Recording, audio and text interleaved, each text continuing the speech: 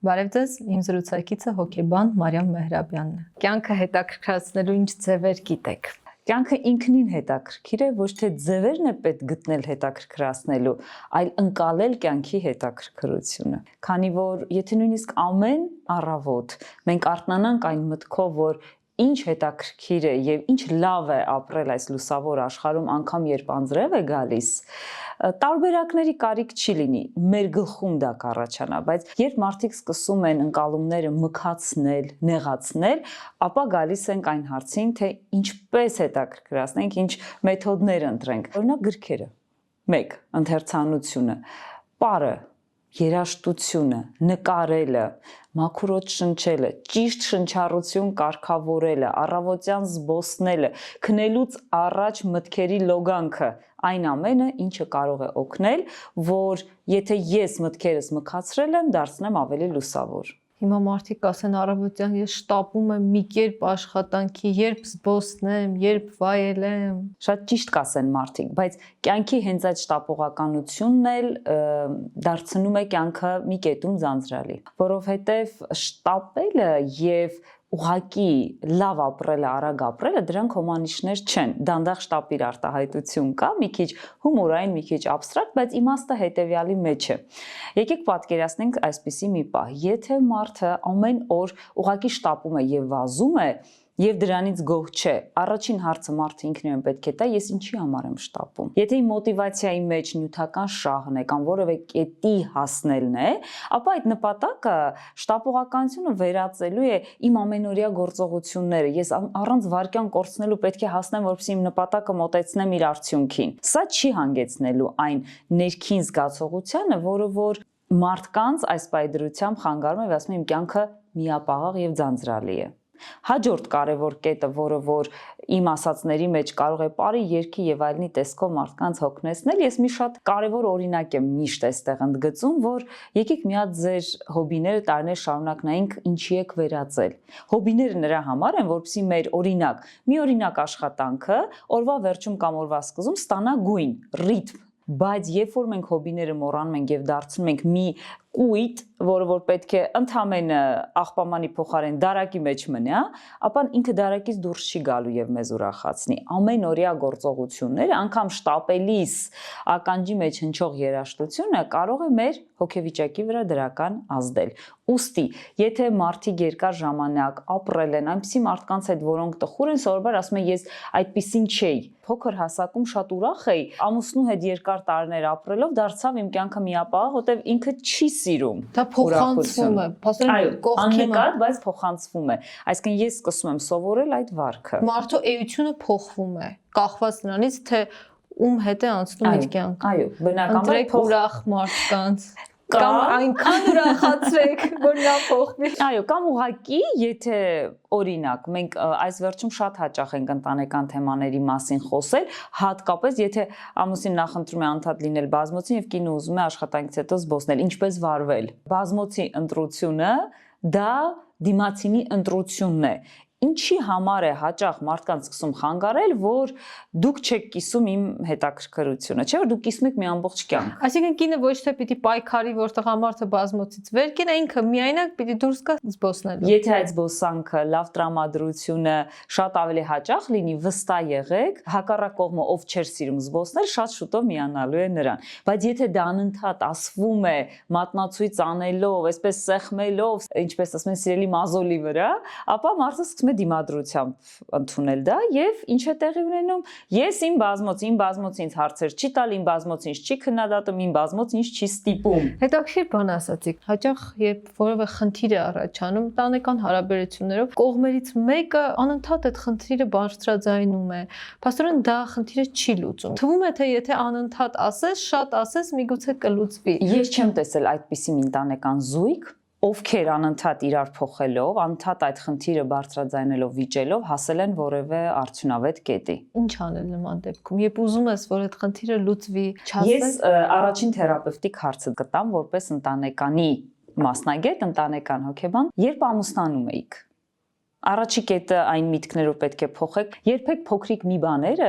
կյանքում չեն կարող կառավարել մեծ երևույթները, զգացմունքը, ընտանեկան մեծ արժեքները, բայց մարդը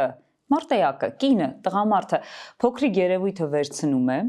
իր խոշորացույցով մեծացնում է, դնում է իր դիմաց կամ գլխին եւ ասում է կառավարիր ինձ։ Շատ անտեսանելի process է, բայց չափազանց վտանգավոր, որի արդյունքում շատ զույգեր ուղղակի դառնում են կոնֆլիկտային եւ հասնում են անդունդի եզրին։ Ուստի հետեւություն անենք, որ փոքրիկ երևույթներին եկեք վերաբերվենք փոքրիկ արժեքներով, այսինքն դա փոքրիկ մի կենցաղային բան է։ Ես գնամ զբոսնեմ եւ ուրախ գամ տուն, միասին բազմոցը վայելենք։ Օրինակ, կամ ամենակարևոր կետը, երբ ասում է բազմոցը հարմար է եւ ես քեզ արգելում եմ միայնակ զբոսնել, որտեվ սա այսպիսի խնդիրներ էլ կան ընտանիքներում, միմյանց արգելելը։ Սա չեմ կարող փոքրիկ երևույթ անվանել, որտեվ երբ սկսում են արգելել, դիմացին ում արգելում է, մի որոշ ժամանակ տրվում է այդ արգելանքներին, հետո իր կյանքը վերածվում է ոսկե վանդակի կամ ուղակի ողբատե վանդակի եւ ասում է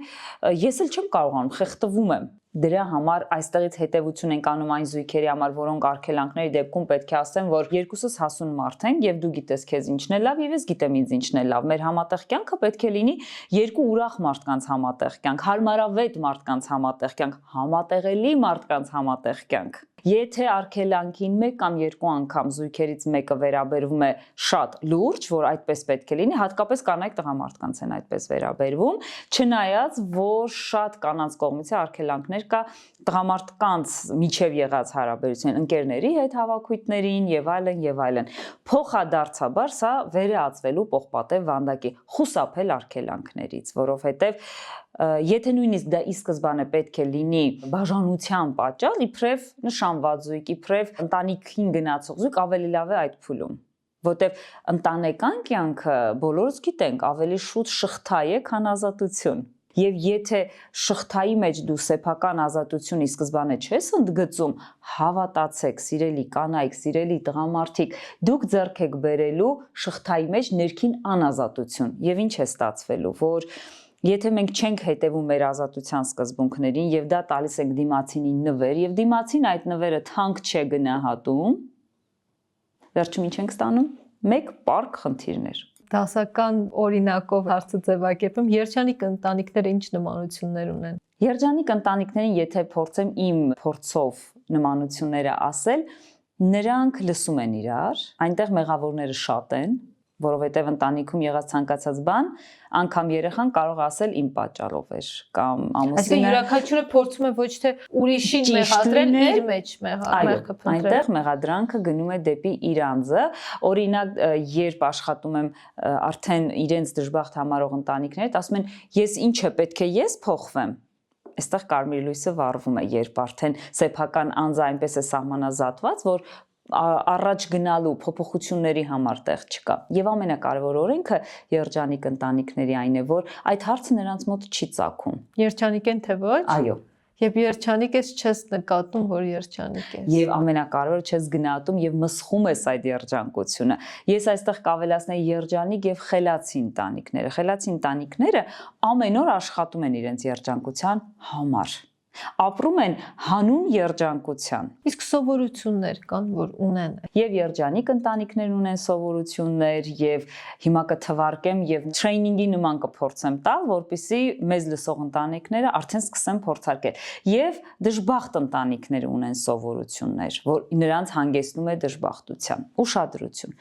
խոսույթ ընտանիքում, հաղորդակցություն ընտանիքում, բազմակարծություն ընտանիքում պետք է լինի սովորություն։ Օրինակ, երբ որ միակարծություն է, ասենք, ամեն ինչ որոշում է մայրը, չեմ ասելու հայրը, որպեսզի այդ բալանսը պահեն, քանի որ շատ անտեսված երևույթ է, որ բոլորին թվում է, որ հայրն է ընտանիքում ամեն ինչ որոշում, բայց վերջում պարզվում է, որ այդ ընտանիքում հայր իշխանությունն էր։ Այսպես են ասում բոլոր դժբախտացած փեսաները։ Մենք գիտենք, որ այդ ընտանիքում հայրն է ասում եւ գիտենք, որ աղջկա մոտ արժեհամակարգը այդպես էր դրված, բայց ամուսնացանք հասկացանք, որ մայրն է ասում եւ աղջկա մեջ դրված է մայր իշխանական միտումները։ Սրանք առանձին դեպքերի համար քննարկման թեմաներ են, բայց տեսեք, եթե չլինի հայր իշխանություն է, մայր իշխանություն է, պարզապես լինի ընտանիքակենտրոն մոտեցում, նույնիսկ ոչ երեխայակենտրոն, որտեղ երեխայակենտրոն մոտեցումն էլ հաճախ հանգեցնում է այնպիսի խնդիրների, որ երեխան ամեն ինչ է ու երեխան մեծանում է ամեն ինչի դեմքով, բայց ոչինչ չիմացող։ Դրա համար սովորությունների մեջ եկեք այսպիսի մի բան անենք, որպեսզի իմ ասածը դառնա իրականություն, ընտանիքում ունեցեք գիրք կարդալու ժամեր։ Միասին, բարձրաձայն։ Միասին, կամ մեկը կարդում է բոլորը այդ հատվածը լսում քննարկում են, կամ յուրաքանչյուրը մի գիրք է կարդում եւ օրինակ ամսվա մեջ մեկ օր գրքի հետ կապված ամենը բարձրաձայնվում է։ Նմանատիպ համագործակցությունը ընտանիքում, մանավանդ երբ որ երեխան այդ օրինակի վրա դա աճեցնում է իր մեջ, մենք ունենում ենք ապագայի մասին զրույցներում կանխատեսող վարկ, որ օրինակ, տես այս մարդը հաջողակ է, որովհետև ինքը սովորեց սա անել։ Օրինակ հայտնի Անահիտի հեքիաթը թերևս մեր ընտանիքում ամենաքննարկված գիրքն է եղել Վաչագան թագավորի օրինակով։ Հաջորդ կարևոր սովորությունը, որը կարող է մոտեցնել համատեղելիությանը, եւ եթե նկատում եք, ես չեմ տարանջատում միայն զույգին ընտանեկան, նաեւ երեխաներին եմ ուզում ներգրաված լինել, այն է, որ նրանք միասին աճեցնեն ծաղիկներ, որտեվ ծաղկի աճ, եթե այգի չունեն, պետք է աճեցնել։ Միասին հոգ տանեն ինչ որ բանի մասին։ Գեցեք, միանգամից դուք վերցրեցիք, տեսեք հոգատարության կոնցեպտը։ Ուրիշ ինչպես կարելի է հոգատարությունը սովորեցնել։ Հաճախ քիչ է լինում ծնողի հոգատարությունը երեխայի հանդեպ, որպեսզի երեխան մեծանա ուղղակի հոգատար մարդ։ Եվ ավելացնեմ ծաղիկներին, բնականաբար ընտանի կենդանիները, բայց քանի որ դա ավելի աշխատող զբաղված մարդկանց համար խնդիր է, փոխարինեք ծաղիկները խնամելով։ Եվ ես վստահ եմ մեր հետևորդները գալու են եւ ասեն, որ կամ արել են, կամ կանեն ու կլինեն մեզ շնորհակալ։ Նաեւ եւ մեծ քույր եղբայրները փոքրիկ քույր եղբայրներն են ունենում, սկսում են հոգ տանել, չէ՞, հավասարապես, թե նաեւ խանդի գործոնն է։ Եվ խանդի գործոնը կա, բայց դա չէր վտանգավորը, խանդի գործոնը չէր վտանգավոր, անգամ խանդը որոշ ժամանակներ որպես էմոցիա կարող է տրանսֆորմացվել եւ հետո դառնալ այսպես մրցակցային վարկ։ Եվ ճիշտ օգտագործելու դեպքում, բայց հաճախ այդպես չի լինում։ Ինչն է մեծ վտանգը, որ երեխաները մեծերը փոքրի խնամքի մեջ հաճախ սպառում են իրենց բնաստը եւ հետագայում սեփական երեխայի հանդեպ կամ լինում են փորձառու, կամ լինում են սպառված։ Էլ չեն ուզում։ Էլ հետաքրքիր չի, էլ չեն ուզում, որովհետեւ երեխայի խնամքը մենակ հաճույք չէ։ Այնտեղ կան շատ բաներ, որոնք որ օրինակ ծնողի համար տանելի է, հեշտ է, բայց ընտանիքի մեծ երեխայի համար, որը նույնպես երեխա է, կարող է լինել ուղղակի տհաճ, անտանելի։ Հետաքրքիր է, այսինքն ծնողները պիտի փորձեն շատ պարտականություններ չդնել մեծ երեխաների վրա փոքրի խնամքի հարցում։ Այո, բայց տեսեք, քանի որ ես այդտեղ շատ փորձառու եմ եւ սեփական փորձով եւ հաճախորդների հետ կապված, այստեղ գործում է ռեժիմը։ Եթե տանը կա փոքրիկ եւ օրինակ մայրիկը կամ հայրիկը երեկոյան 8-ից հետո պետք է փոքրին հանձնարարեն մեծերին, 1 ժամ պետք է լինի մեկ մեծի համար, 1 ժամ մյուս մեծի համար։ Ընթացքում, եթե ավելի երկար պետք է ժամը լինի, հստակ պետք է տան մեծ երեխաները իմանան, ինչ պետք է անեն փոքրի համար, որովհետև եթե ուղակի լողացրած, կուշտ, առանց տակդիրի հարցերի երեխան մնում է մեծերի մոտ եւ ընթացքում առաջանում է տակդիրի հարց, դա առաջի շոկն է։ Ինչպես պետք է փոխեն լվանան, մաքրեն։ Այսինքն իրենց խնդիրները պիտի հստակ լինեն, իրենք պիտի իմանան, որ սա պիտի արվի։ Եվ այդպես է ընտանիքը դառնում շահող երջանիկ, երբ որ բացի փոքրի խնամքի հարցերից շատ հարցերում կա հստակություն, օրինակ բյուջեն։ Ընտանեկան բյուջեն վերջի շրջանում էլի եմ քննարկել համացանցում, որովհետև ընտանեկան բյուջեն եւ ընտանեկան հոգեբանի աշխատանքը դրանք տարբեր բաներ չեն։ Ընտանեկան հոգեբանը պետք է ընտանիքին օգնի, որ գիտակցեն իրենց բյուջեի ծավալները, իրենց ծախսերը, իրենց եկամուտները, քանի որ մարդիկ կգան 24/7 աշխատող մարդիկ են եւ կբողոքեն իրենց անհաջողություններից կամ գումարի պակասից կամ որ չի հերիքում վերանորոգման համար կամ նոր մեքենայի համար եւ այլն, բայց ընդհանուր տեսնում ես, որ մարդիկ ձգտում են եւ նպատակասլաց են։ Սիրելի հեղինե, այս մասով մենք ընտանիքը, որպիսի համարվի իրեն համար երջանիկ, որ եւ աշխատում եւ հասնում է ամեն ինչի, պետք է հստակ ժամանակացույցով հստակ ֆինանսական հոսքերը պլանավորել եւ կառավարել։ Եթե անձ ունի ներքին հոգեբանական խնդիրներ, օրինակ ինքը շատ ծախսում է շոփինգի վրա ներքին դատարկությունը լցնելու համար, պատկերացրեք, ներքին էմոցիոնալ բացի հետ աշխատում է հոգեբանի հետ եւ կուտակում է մոտ ամսվա կտրվածքով 200,000 դրամ։ Փաստորեն շոփինգամոլությունը ներքին դատարկության հետ կապեր ունի։ Միանշանակ հուզական դատարկությունը շատ մարդիկ սկսում են լցնել կախյալ վարքով։ Շոփինգից կախված նույնպես կախյալ վարք է։ Ասում են տխուր եմ, շոփինգ եմ անում, ուրախանում եմ։ Դուք պատասխանեցիք իմ հարցին։ Այսինքն պիտի ավելի բովանդակային բաներով ուրախանալ։ Միանշանակ։ Եթե իհարկե կարելի է շոփինգով ուրախանալ, ինչու ոչ, կասեր հոգեբանը, Բայց դա այնքան կարճատև էմոցիա է, որ հետո մարդը իր ծախսած գումարին համապատասխան չի ստանում էմոցիա։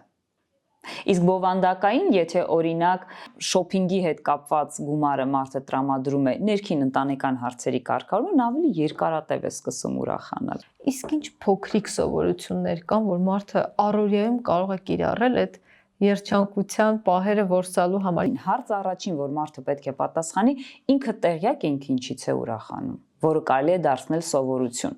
Օրինակ ամեն օր երեխայի հետ խաղը, գրկախառնությունը, ամուսնուն դիմավորելը, ճանապարհելը կամ ամուսնու կողմից կնոջը դիմավորելը, ճանապարհելը, անակնկալներ անելը, սա պետք է լինի երջանիկ ընտանիքի թիվ 1 գրավականը, որ մարդը ապրում է եւ ինքը շաբաթը 1 արդեն այդ էներգիան ստանում է, որ իրեն գրկել են, իրեն սիրել են։ Դուք պատկերացրեք, կարող է ընտանիքում, որոնք համարում են իրենց դժբախտ, ամիսներով չլինի անգամ խոսք եւ զրույց, անգամ գրկախառնություն։ Այդ դժբախտ ընտանիքները ինչ ընդհանուր բաներ ունեն։ Հենց լռությունն է դժբախտ ընտանիքի ամենաառաջին կետը։ Ընտանիքում լռությունը եւ շատերն ասում են ինչ հանգիստ ընտանիք է, այսինքն չի ընկալվում, որ այնտեղ սառը պատերազմ է, որ այնտեղ չկան ճիչեր, ուրախության ձայներ, աղմուկ։ Իսկ կռվարար ընտանիքները ավելի երջանիկ են, քան լուռ ընտանիքները։ Ես հիմա դրա մասին կասեմ, որովհետեւ վստահ եմ կարևոր կլինի։ Կոնֆլիկտ ընտանիքում միշտ չէ վախենալու, որտեղ կոնֆլիկտը հաղորդակցության ձև է։ Եվ եթե ընտանիքի անդամները միմյանց հետ հաղորդակցման այլ լեզու չեն գտնում, բայց իրար հանդեպ ունեն ջերմություն եւ ուզում են ինչ-որ մի բան փրկել, այդտեղ փրկում է կոնֆլիկտը։ Հին ասույթների մեջ ասում է կռվեցին, քաղցրացան։ Լավագույն մեթոդը չէ ուրախ ապրելու համար, բայց այնտեղ որտեղ լռությունն է, այնտեղ վտանգավոր է, որ մեկը գնալու է եւ գնալու է անդարձ։ Ֆիլմ հիշեցի, երեխան գալիս է տատիկի մոտ, նեղ սրտած, որ ընտանիքում լավ չի, տատիկը հարցում է կռվում են, ասում է չէ, ավելի վատ լռում են։ Այո, շատ դիպուկ օրինակ էր եւ հենց դա ամեն օր կարող է մարդկանց կյանքում տեղի ունենալ։ Ուստի դժբախտ ընտանիքներին միացնող գիծը դա լռությունն է, չխոսելն է, չքննարկելն է, չպայքարելն է, չվիճելն է, որտեղ կոնֆլիկտը դա պայքարի նշան է։ Կա պայքար, կլինի ելք։ Այդ լռությունը ինչի է առաջանում։ Առաջինը, օրինակ լռությունը մեր ոլորտում նաև տեխնիկա է։ Եթե մարդիկ շատ հունավոր հարաբերություններ ունեն, լռությունը օգնում է, որ մի փոքր տարածք ազատվի, որպեսզի իրար չվնասեն, բայց այդ տեխնիկայի հարց է։ Առհասարակ լռությունը ծագում է այն ժամանակ, երբ երկար կոնֆլիկտների մարդիկ հյուծված են, հոգնած են եւ այլ ճանապարհ չկա, քան տարածություն թողնելը։ Որպես կանոն երկար լռությունից հետո,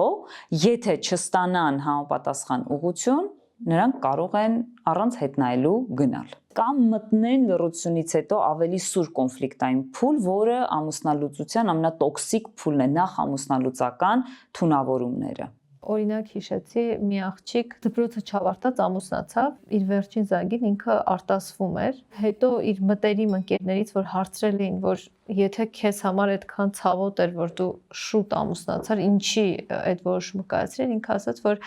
ես գիտեմ, որ իմ ծնողները իմ պատճառով է, որ չեն ամուսնալուծվում, ու ես ուզեցի, որ ես ամուսնանամ, որ այդ խնդիրը չունենա։ Այո, կյանքում հանդիպող երևույթ է, երբ երեխաները իրենց մեղավոր են զգում, քանի որ ծնողները ամեն վիճելուց ասում են, ես քո հետ 1 րոպե չէի մնա, կգնայի անդարձ, եթե չլինեին երեխաները կամ երեխաս։ Դրա համար մասնագիտական դաշտում մշտապես ասվում է, ընտանիքը չեն պահում հանուն երեխաների, ընտանիքը պահում են երեխաների համար, բայց առաջին հերթին զույգը սկսում է ապրել, զարգանալ, առաջնորդվել իրենց իսկ զգացմունքներով, իրենց իսկ համատեղելիության։ Երեխան որևէ դեպքում չի փրկում զույգի հարաբերություն։ Երեխան ուղղակի միավորում է իր շուրջ երկու ոչ երջանիկ մարդկանց։ Իդեպ հաճախ եղած խնդիրները ավելի սրվում են եւ ավելանում են նաեւ երեխայի ներքին խնդիրները, որը ձեր պատմության մեջ ակնհայտ էր։ Կա էլի շատ ակնհայտ մի բան, որը բնորոշում է դժբախտ ընտանիքներին, ոչ երջանիկ ընտանիքներին։ Դժբախտ ընտանիքներին հաջորդ միավորող սովորությունը պետք է առանձնացնել այն, որ նրանք իրար չեն ճանաչում։ Մարդիկ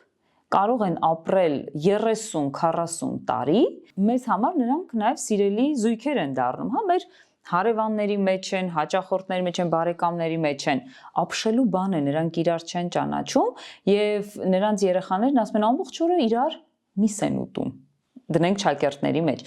Փոխադարձ ճանաչողությունը բնորոշ է երջանիկ ընտանիքներին, որտեղ նրանք ամեն օր իրար բացահայտում են։ Օրինակ, նվերների տեսքով են բացահայտում, նամակների տեսքով են բացահայտում։ Հաճախ երբ կոնֆլիկտային զույգին հարցնում ես, ինչ սպասում ունես դիմացինից, այնքան փոքր բաներ են ուզում։ Եվ իմ այն հարցին, որ դուք հարցրել եք կամ բացատրել եք, ասում են, եթե ես դա ասում եմ ու ինքը անում, այդ արժեք իմ համար կորում է։ Հասկանալի է, մեխանիզմը ճիշտ է աշխատում մարդու մոտ, բայց ինչպես հասնել ընտանեկան համատեղելիության, եթե մենք միմյանց չասենք, ով ինչ է սիրում եւ ում համար ինչ է պետք։ Դրա համար փոխճանաչողությունը պետք է լինի սովորույթի ուժով։ Ամեն օր իրար պետք է բացահայտել։ Իսկ օրինակ, այսօր նույն ձև է սառնությունը զգում ինչ երեք։ Տեսեք, ինչ որ ասենց ընդհանուր գլոբալ հարց է, հա, զգացողությանը, բայց երբ որ դու անգամ մարդու ցուրտը զգալով հետաքրքրված ես, ուրեմն դու նրան ուրախացնում ես։ Ինչքան կարևոր է, որ մենք գնում ենք տուն ու մեզ հարց է գալիս. Ոնց ես։ Իմ համար սա տարական հարցերի շարքից է, բայց դուք պետք է իմ վիճակագրության հավատաք, 90% զույգերի Չեն հարցնում։ ոնց եք նախադասության նայում են մատերի արանքով։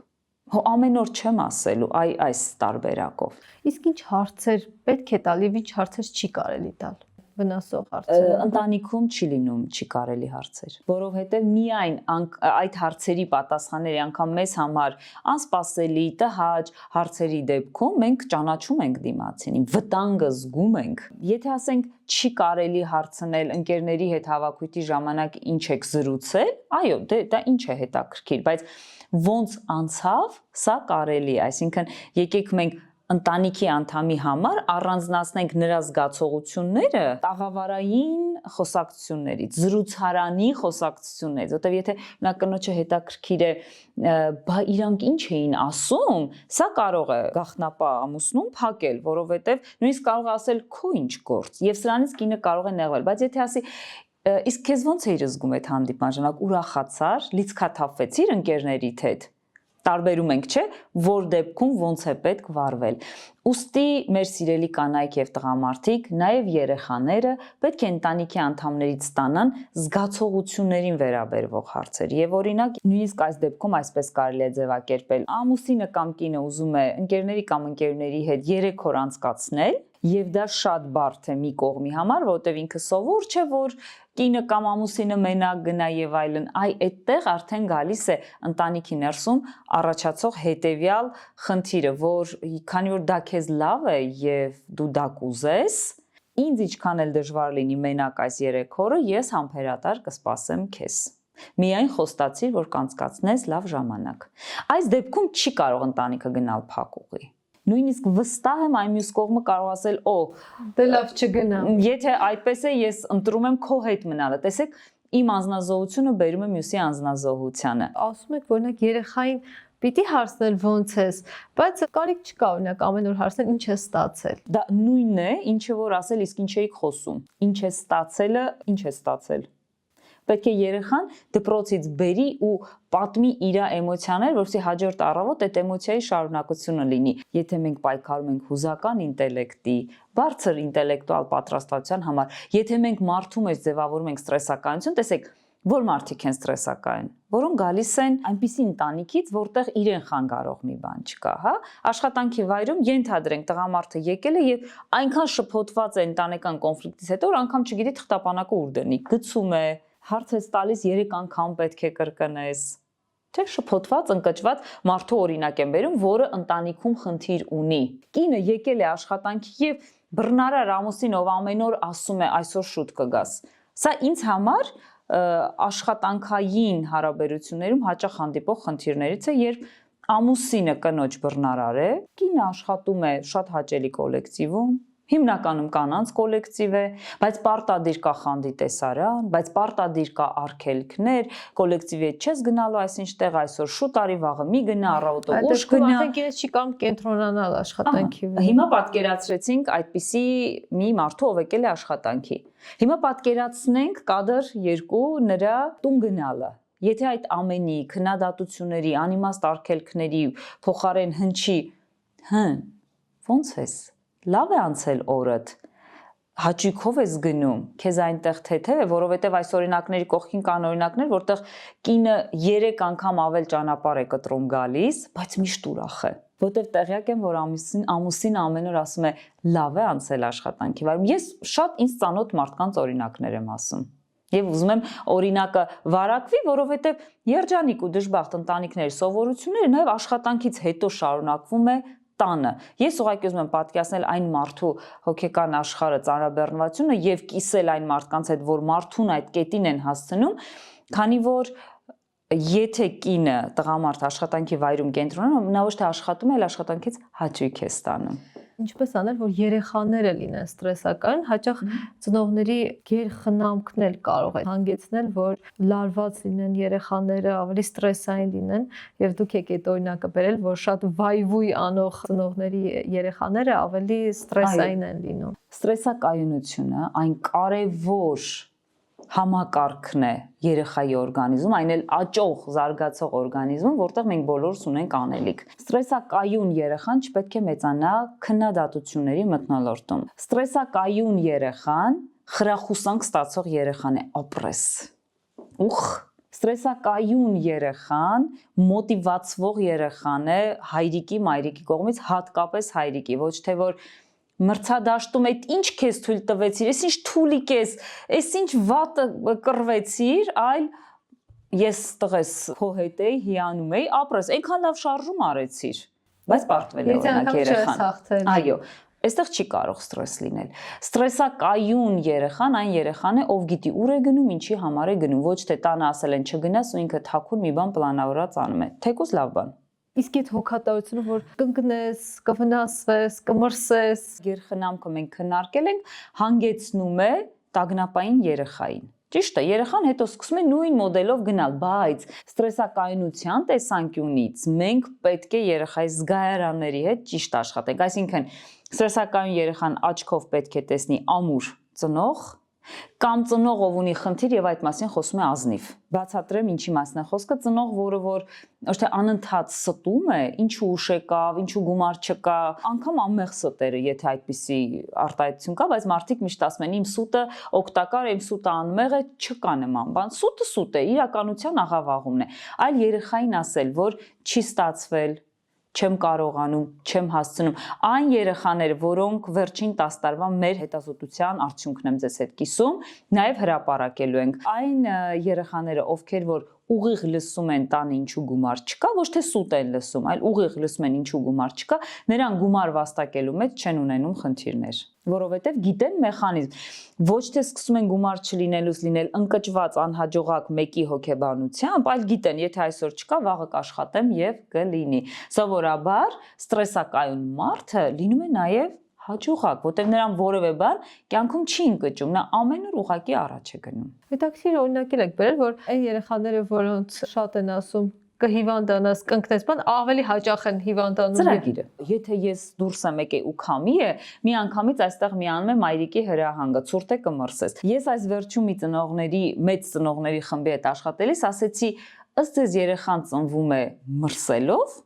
մերկ վիճակում, թե մենք ենք սովորեցնում մրսելը։ Այնքան հետաքրքիր արձագանք եկավ, որ փաստորեն մենք ինչքան ասում ենք կմրսես, այսինքն մեկ այլ դեպքում ոտաբոբիկ քայլելը լինում է կոփել, մեկ այլ դեպքում անընդհատ հողաթափերը թաքի, որովհետև կմրսես։ Ճիշտ է։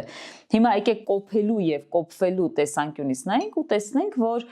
թեթև հագնվելը, ցրտի հետ ընկերանալը, սառը ցնցուխին տիրապետելը, երևի թե մեր ընտանիքներում երեխաների 90%-ը չգիտեն ինչ է սառը ցնցուխը։ Եթե մշակում ենք ստրեսակայություն, ավելի լավ է մարմինը ուղիղ ստանա սառը ցնցուխ, ոչ թե հոգեկանը ստանա սառը ցնցուխ քննադատությունների տեսքով։ Բարեմ, հոգեբանները շատ պաշտպանված են թվում հոգեբանական տեսանկյունից։ Որ իրավիճակներում եք դուք օրինակ խոցելի։ Մարիամ Մեհրաբյան հոգեբանը խոցելի է, երբ տեսնում է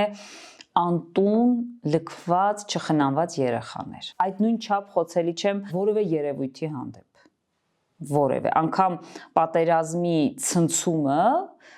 իմ մոտ այդքան բարձր սանդղակի չի բերել, որտեղ այնտեղ ունեմ անելիք, գնալ, կռվել, աշխատել, մոտիվացնել։ Սա իմ այս կողմն է։ Բայց երբ պատկերացնում եմ, որ երեխան ինքը անօգնական էակ է եւ կա այն տարիքը, որտեղ մեծի կարիք ունի, մեծը տեղում չէ եւ նա սոված է, կեղտոտ է, բոբիկ է, անպաշտպան է։ Եթե համացանցում կան տեսանյութեր, որտեղ ես իսկապես փլվել եմ, մյուս կողմում եղել է անօգնական երեխան, որը ինձ հասցրել է այդ կետին, նրա վիճակը։ Կճված եք լինում, ինչ եք անում։ Ես մի բանաձև ունեմ չհասնել շատ ընկճվածության։ Սա կարող է մարդկանց օգնել, որտեղ բայց ամեն դեպքում շատ ված բան է տեղի ունեցել։ Համաձայն եմ, հիմա ես անպայման կպատասխանեմ դրան։ Մարդկանց սովորեցնում եմ ոչ թե հաղթահարեք ընկճվածությունը տագնապ, այլ մի հասեք դրան։ Այս բանաձևը հիշենք ու գանք նրան, որ պատահել է, որ եղել եմ շատ ընկճված, հեղին է առանց զարմանալու այս իրականությունը ընդունեք։ Շատ ընկճված ժամանակ իմ մոտիվացիան 100-ից 100 է։ Րոպե շուտ դուրս գալու այդ վիճակից։ Ես կարողանում եմ ինձ թույլ տալ այդ ընկճվածությունը ապրել A-ից F։ Չխուսափել։ Գործի մեջ եք մտնում, ինչ է, լաց եք լինում, ինչ եք անում։ Լաց եմ լինում, շատ եմ լաց լինում։ Չէ, լաց լինել ես չեմ մտնում գործի մեջ։ Պետք է լաց լինեք հետո։ Միանշանակ ամբողջը արվում է, ավարտվում է եւ անցնում են գործի մեջ։ 2011 թվականին իմ տղայի դեպքից հետո, ում 50 օրականում կորցրեցինք, Զույգ երեխաներ եք ունեցել, տղան չի ապրել։ Այո, 6 ամիս, 7 ամիս նույնիսկ այդ этаպը ապրվել է, աշխատել ենք ու նոր անցել ենք աշխատանքի։ Ստեղծվել է մեր մանկական բաժինը այդ թվականին, ել ավելի համալրվել է, այսինքն ինչպես էր, ես դեպրեսիա եւ այլնի ժամանակ, ընկճվածության, տխրության ժամանակ, դեպրեսիան իմ համար սովորական բառ չէ, որտեվ հոգեբուժներն են գնահատում, բայց ես ձեր հարցի իմաստը հասկանում եմ։ Ընկճվածության ժամանակ ես գիտեմ, որ պետք է ինքը տրանսֆորմացվի եւ դառնա այլ նյութ, այսինքն այլ մի բան, ոչ թե ինքը պետք է քաշի, այլ դրա համար է իմ մոտ ընկճվածությունը եւ մոտիվացիան կողքի։ Եթե ինչ-որից ընկճվում, մոտիվացիաս բարձրանում է։ Գիտեք, երեխաների համար կա միանվագ գումար։ Իմ Նարեկի գումարը պետությունը հատկացրեց, այսինքն որպես 4-րդ երեխա, 3-4-րդ երեխաների գումար հատկացրեց։ Ես այդ գումարը ամբողջությամբ ամբողջը զինեցի մանկականը։ Ես այդ ժամանակ, այդ 6 ամսվա ընթացքում գնում էի խանութներ, գնումներ էի անում, բերում էի, տեսեք նույն շոփինգը, երբ որ դու ունես հուզական խորը բաց այդ ժամանակ։ Իսկ ամեն դեպքում ինչ գործողության եք վերածում։ Միանշանակ հոգեբանական բոլոր խնդիրները գործողություն են պահանջում, բայց այն մարդիկ, որոնք որ հատկապես որ խոսեցինք ընկճվածությունից դա ասեմ, ընկճվածությունը հագնում են իբրև սև զգեստ, այսինքն մտնում են այդ սքի կերպարի մեջ, անհաջողակ կերպարի մեջ, բնականաբար դա դեր է։ Եթե մարդը երկար այդ դերը խաղաց, սովորելու այդ դերին եւ որևէ մասնագետ նրան չի կարող օգնել, միջև չգա այդ որոշմանը։ Նաեւ լավ ապրելը դա որոշում է։ Ես կայացրել եմ որոշում ապրել լավ։ Եվ երբ որ քեզ վրա է հասնում ընկճվածություն, ամեն առօր պետք է ուղակի մարդը արթնանա, որ որևէ բան մնայուն չի։ Էմոցիան ունի ժամկետ, էմոցիան ունի երկարություն, էմոցիան ունի ալիք։ Այո, ամեն ինչ անցնում է։ Բայց լինում է, որ դա նաև բնավորության է, չէ, վերածվում։ Դուք ասացիք, որ նույնիսկ ուրախ մարդը, երբ ապրում է դեպրեսիվ մարդու հետ, դա իր վրա է տարածում, բայց կան մարդիկ, որ արդեն այդ բնավորությունն են, չէ, ворթեգրել։ Նույնիսկ երբ հարց է տալիս, իրենք առաջինը խնդիրների մասին են խոսում։ Դրա հիմնական պատճառը ինքնաճանաչողության բացակայությունն է։ Եթե ես չգիտեմ իմ իրական կերպար, իմ իրական ցանկությունները, իմ վրա կարող է նույնիսկ կողքինի պատմած վատ պատմություն ազդել եւ այդպես լինում է ներշնչվող մարդկանց մոտ։ Ես հոգեբանս ներշնչվող չեմ։ Ինձ համար մարդու պատմությունը իր պատմությունը եւ ես նրան տալիս եմ տարբերակներ, բանաձևեր դրանից դուրս գալու համար։ Բնականաբար ամեն առավոտ արտանում եւ կիրառում եմ իմ բանաձևերը։ Եթե հավես չունեմ բանաձևեր կիրառելու, այդ օրը կանցկացնեմ տխուր։ Լինում է, որ տխուր եք լինում։ Չէ, շատ քիչ։ Ես տեսակով սանգվինիկ եմ, գործընկերները կփաստեն, ով է սանգվինիկը, չհոգնող պրոբլեմների հետ, գիտեք ոնց է սանգվինիկը պրոբլեմի հետ, այսօր հավես չունեմ այս պրոբլեմի մասին, մտածեմ, վաղը կմտածեմ։ Բայց դուք միակ երեխան եք, այդ միտումը նկատել եմ, հետաքրքիր այն երեխաները, ովքեր իրենք միայնակ են լինում, իրենք փորձում են շատ երեխաներ ունենալ։ Վերջերս ընկերներով էլ էինք զրուցում, ընկերուհի ունեմ, ով էլի միակ երեխան է եւ իր տարեդարձին ենք հենց այս մասին խոսել։ Ուրեմն սիրելի հեղին է, տեսեք, միակ երեխաները մի քանի տեսակների են լինում։ Ես այս տեսակից եմ։ Ես եղել եմ միակ երեխան, բայց ամբողջ բակը եղել են իմ քույրերը, եղբայրները, իմ ընկերները, այսինքն մեր տանը հաց ուտենք իրանց տան։ Ես մինչև հիմա մենակ հաց ուտել չեմ սիրում։ Իմ 26 տարվա ընկերները գիտեն, որ պետք է իրենց գործերը թողեն, իմ հետ նստեն հաց ուտել։ Եվ բնականաբար, եթե բակում կար ավելի փոքր երեխա կամ ինչ որ միտեղ են գնում եւ այլն, նրանք բոլորը դառնում էին իմ համար խնամքի, հոգատարության սուբյեկտներ, ես դες ասեմ, մեր տանը պատվանի գոգին միշտ եղել են շատ ծաղիկներ, որոնց պետք էր փոշին սրբել, խնամել, չորացած տերևները հեռացնել։ Տեսեք խնամքը, հոգատարությունը սոցիալիզացիայի մեջ, հետո հասկանում ենք, որ դա նաեւ մեթոդ է։ Միակ երեխաները իրենք շատերի համար թվում են թե կարող է եսակենտրոն են, բայց հաճախ միակ երեխաների մեջ ալտրուիստները շատ են, այսինքն այլ մարդկանց նվիրված մարդիկ շատ են, իրենց նաև հետաքրքիր է, որ բացի իրենցից կան այդ տարիքի այլ երեխաներ, որտեղ եթե դու միակն ես, քեզ թվում է մենակ դու ես 5 տարեկան, մենակ դու ես 10 տարեկան, ուզում ես բացահայտել։ Բացահայտես էլ ով կա այդպիսին։ Հետո իմ սոցիալիզացիայի մեջ ամեն դեպքում 83 թիվ եմ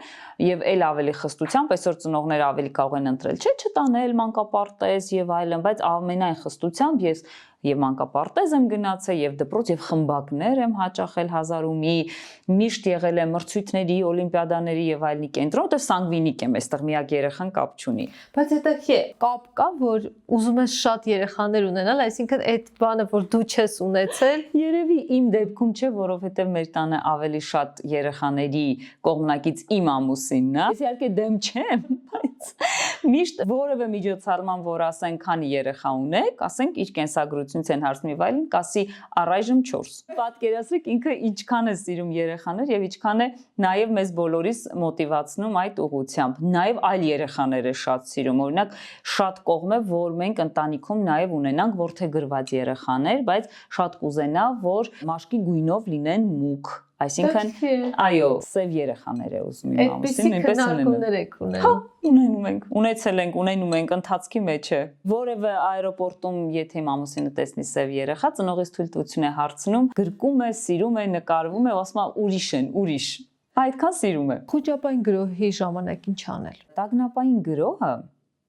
իմ աշխատանքի մեջ երբեք խուսափելու համար չէ։ Ես տագնապային մարդուն իմ բոլոր պանիկյորները կփաստեն, ես որևէ մարդու այդ ժամանակ չեմ ստիպում շնչել կամ կատարել ինչ-որ գործողություններ, որոնք որ նրան պետք է հանգստացնել, այլ ամենաառաջին աշխատող մի բան է՝ նստիր եւ հարցրու. ինչու է եկել։ Նա եկել է, որպեսզի ես մահանամ, որպես կանոն կամ ուշաթափվեմ են ամենաառաջի սուր պատասխանները, բայց այստեղ պատասխանների անհամապատասխանություն կա, ասում եմ, տեսեք, տագնապային գրոհի ժամանակ գրեթե մեծ մասը գանգատվում է սրտի բաբախից, Որ սիրտը կկանգնի հիմա։ Որ սիրտը արագ է զարկում։ Արագ զարկը պետք է այնքան լինի, որ կանգնի, բայց որևէ դեպքում արագ զարկելուց չի կանգնում, սա տեսություն է, զուտ գիտելիք։ Հիմա հարց, սրտի բաբախը, երբ որ էխո սրտագրությամբ երեխայի սիրտը լսում ենք, դա մահվան մասն է թե կյանքի։ Իհարկե կյանքի։ Եվ ուրախ կյանքի, չէ՞։ Սրտի բաբախը միշտ ուրախություն է բերում։ Ես չեմ տեսել մարդ, որ սրտի բաբախից ինքը տխրի, բայց տագնապային մարդու մոտ ենթագիտակցորեն գալիս է, որտեղ առաջացել են սխալ հերթականություն։ Կյանք մահ։ Կյանքը կա, մահը կա։ Այդպես է, չէ՞ տեսությունը, ոչ թե մահը կա, կյանքը կա։ Կյանքը կա, մահը կա։ Եթե մենք մահվան մասին բնական օրենքը ընդունում ենք, որ մի օր դա լինելու է, հիմա այսօր կլինի թե վաղը, եկեք ընդունենք մի օր կլինի։ Հիմա ինչու է եկել տագնապը։ Մարդիկ ասում են, որ դա անկախատեսելի պահերի է կար։ Հրաշալի։ Նույնիսկ լինում է, որ իրենք ընդհանրապես վատ բաների մասին չեն մտածում, ինչ որ բանով զբաղված են ու հանկարծ տարբեր հոգեբանական ուղղություններ, այստեղից աշխատանքը տարբեր կերպ կշարունակի, ես կտամ իմ տեսանկյունից ամենաարագ եւ գործուն օգնող մեթոդը։ Այն է, որ գտեք պատասխանը, ինչու է տագնապը դարձել ձեր անբաժան մասը, ընկերը, որտեղ տագնապը ընդամենը հույզ է եւ մահվան մասին չէ։ Տագնապը եկել է ձեզ տեղից հանելու, ձեր երկար ժամանակ չարած գործերը ստիպելու, որ անեք։ Այսինքն տագնապը դա մոտիվացիայի սկիզբն է։ Իսկ եթե դուք երկար ժամանակ չեք զբաղվել ձեր սիրելի գործով եւ ուղղակի ձեզ սպառել եք ինչ որ ձանձրալի աշխատանքի մեջ, չեք ապրում սիրելի մարդու հետ, այլ թունավոր հարաբերությունների մեջ, հանուն երեխայի, ես ուզում եմ մեր զրույցի մեջ եղածն էլ անպայման այստեղ ավելացնել։ Չեք վայելում որևէ հաճիկ, ոչ լույսն եք վայելում, ոչ մութն եք վայելում, այլ ձեզ փակել եք, կաշկանդել եք ինչ որ տանջող հարաբերությունների մեջ, ապա սիրելի ստագնապը եկել է ասելու դադար տուր։ Իդեպ մարդիկ, ովքեր վախենում են տարբեր հիվանդություններից, ավելի քիչ են ունենում հիվանդություններ, որովհետև այդ վախից դրդված իրենք պարբերաբար հետազոտվում։ Եթե ինչ-որ խնդիրներ են լինում, ավելի վաղ փուլերում են հայտնաբերում։ Հիվանդություններից վախը ամենահետաքրքիր տարբերակներից է, երբ տարբեր կողմերից նախ հասկանում ես գենետիկայում, հա, ինչեր է մարդուն փոխանցված, օրինակ, երկար ժամանակ ընտանիքում ենթադրենք քեռու կինը, չասեմ, մայրիկը, տատիկը անընդհատ իրենց հյուր գալիս պատմել է իր քաղցկեղով մահացած քրոջ պատմությունը, անընդհատ ինչ որ մեկի համար դա պատմություն է չլուծված եւ գալիս է հարազատների տուն, նորից գալիս հանգում են այդ կետին։ Այնտեղ 4 տարեկան երեխան անընդհատ մեծանում է, հասնում է 16 տարեկանի, քանի տարի արես, 10 եւ ավել տարի անց երեխան քաղցկեղին ճանաչում է միայն այդ կնոջ պատմությունից, նորմալ է որ կվախենա։ Դրա համար մասնագիտական դաշտում մենք իհարկե քաղցկեղը հերքելուց հետո բժշկական բոլոր հետազոտությունների ցուցումներից հետո պետք է մարդուն ծանոթացնենք իր պատմությանը։ Ես աշխատանքի մեջ կյանքի սցենարների հետ աշխատելիս հաճախ դուրս եմ բերում անգամ սցենարներ, որոնք մարդը իր կյանք է ներմուծել որևէ ֆիլմից։ Եվ այդ սցենարով ապրում է, ֆիլմը չկա, ինքը անգամ ֆիլմի անունը մոռացել է, բայց ֆիլմից այդ կտորը նրան շատ երկար ժամանակ կառավարում է։ Իհարկե, օրինակ երեխաների վախերի մեջ մուլտֆիլմներից շատ երկար ժամանակ Անաբելն ենք հաղթահարել, որը ռեալ կերպար չէ։ Ճիշտ է։ Իսկ միջին տարիքի մարդկանց մոտ շատ երկար ժամանակ ուղղակի հաղթահարում էինք դավաճանության սցենարներ վերցված տարբեր սերիալներից։ Դեռևս մեքսիկական եւ այլ սերիալներից։ Այսպիսի ֆոբիա դավաճանվելու, հետաքրքիր է, երբեք դրա մասին չնայած։ Չկան իրական փաստեր, բայց մարդը անդադ խոսում է դավաճանության փաստից, որը որ նաեւ կոմպենսատոր մեխանիզմ է։ Այն ինչ ինքը ֆիլմի սցենարի մեջ նույնացել էր եւ տեսել էր, տեղափոխում է իր ընտանիք։ Ասենք օրինակ հիշեցի, շատ դժվար սկսեցի հիշել, բայց եթե կհիշեք, երբ մենք փոքր էինք, կար Կլոն սերիալը։ Այո, ես չեմ նայել, բայց հիշում եմ, որ կա։ Ահա, ես հաստատ մի քանի դրվագ նայել եմ։ Կլոն սերիալից հատկապես մեր սերունդի մարդիկ այնպիսի ֆոբիաներ ունեն վերցրած եւ ներմուծած իրենց կյանք, որը որ նույնիսկ թույլ չի տալիս, որ սեփական կինը կամ ամուսինը, դե տարբեր սցենարներ է, չէ, այնտեղ գնում դավաճանության, երկուսն էլ ի վերջո ամուսնանում, բայց սկսում են իրար դավաճանել, թույլ չի տալիս արտագնա աշխատանքի եւ այլնի մեջ անդադ բերում պտտում է այդ սցենարը։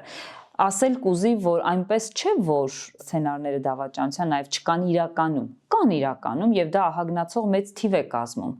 բայց նաև որտեղ որ չկան իրական փաստեր, սցենարներով կարելի է հայտնաբերել, թե մարդը ում վարքն է ներմուծել իր կյանք եւ ինչպես է կառավարում իր կողակցին։ Այսինքն գրքեր կարդալիս, ֆիլմեր նայելիս պետք է սցենարներին լինել ուշադիր։ Ֆիլմը անցնում է գնում է անգամ դու վերնագիրը կարող է չհիշես, բայց ինչը որ ներմուծել ես քո կյանք կարող է քեզ երկար կառավարել։ Ավելի կարևոր օրինակ բերեցիք, հաճախ ծնողները ինչ որ բաներ անում են, այդ բանին չեն կենտրոնանում, չէ՞ որ երեխան տեսնում է, լսում է։ Մարիամ, ով է խելացի մարդը ձեր պատկերացմամբ։ Ինչ լավ հարց էր։ Սիրում եմ հարցեր, որոնց մասին երբեք չէի մտածել կամ վաղուց չէի մտածել։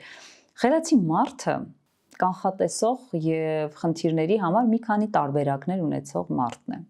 Մարդով կարող է լինել խելոք, բայց միշտ ունենալ մեկ տարբերակ, նրա պարտությունը տարբեր հարցերում միշտ ավելի մոտ է։ Բայց մարդը, ով կանխատեսում է վտանգը, դա գերխելացին է ինձ համար, այդ կանխատեսման հատկությունը, որ նույնիսկ մարդկային հարաբերություններում կանխատեսելի է։ Անկամ եթե այդ մարդը ստոր է, տականք է, խաբեբա, այդքան չի ցավեցնում, որտեվ կանխատեսում կար։